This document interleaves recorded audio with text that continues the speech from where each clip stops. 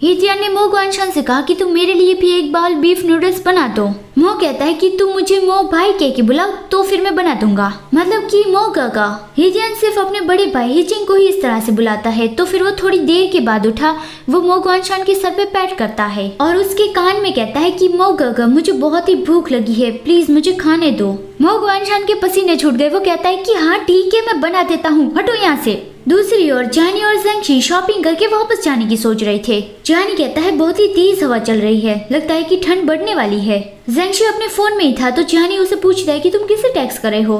ज़ेंगशी कहता है कि मेरी बहन ने कहा कि वो नजदीक में ही है और वो मेरे साथ ही घर वापस जाना चाहती है। वो दोनों बात कर ही रहे थे तभी ज़िचियन भैया ऐसा कहती हुई उछल के वो ज़ेंगशी को पीछे से हक कर लेती है। जानी तो उन दोनों को देखता रह गया। ज़िचियन कह रही थी कि भैया मुझे ठंड लग रही है। तो फिर ज़ेंगशी उसे अपने आर्म्स में कवर करता है और कहता है कि क्या तुम अपना जैकेट साथ में नहीं लाई हो। ज़िचियन कहती है जब मैं घर से निकली तब इतनी ज्यादा ठंड नहीं थी।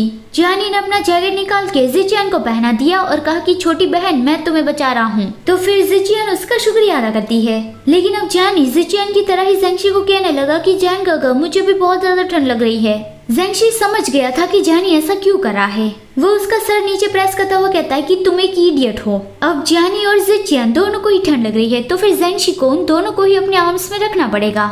ज़िचियन कहती है कि भैया अभी तक बस क्यों नहीं आई है।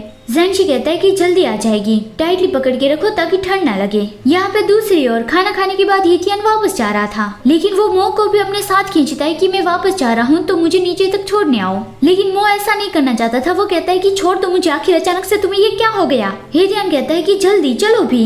मो कहता है कि मैं तुम्हें छोड़ने नहीं आऊंगा, तुम्हारे पास पैर है तो फिर अकेले ही चल के चले जाओ। हितियान कहता है कि मुझे अंधेरे से डर लगता है। मो कहता है कि क्या तुम मुझे हंसा हंसा के मेरे दांत निकलवाना चाहते हो, मतलब कि कितनी हंसने वाली बात है कि तुम्हें अंधेरे से डर लगता है। और हितियान कहता है कि हाँ तुम्हारे दांत निकलते देखना मुझे अच्छा लगेगा, जल्दी मेरे साथ चलो। और वो खींच कर उसे अपने साथ ले जाने लगा।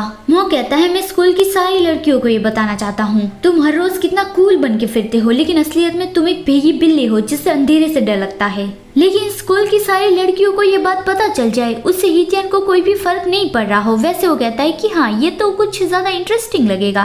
फिर वो कहता है कि अभी ठंड थोड़ी बढ़ गई है तो फिर मुझे थोड़ी देर तुम्हारा जैकेट पहनने दो। लेकिन मो ने तुरंत ही मना कर दिया कि नहीं। हितियान कहता है कि मैंने तुम्हें जो जैकेट दिया था वो कहाँ गया। मो कहता है फेंक दिया मैंने। हितियान उसके सर पे स्लैप लगाता हुआ उसे गाली देता है कि हरामी हार्टलेस। मो गुस्से से कहता है कि कितना जोर से मारा, मुझे दर्द हुआ।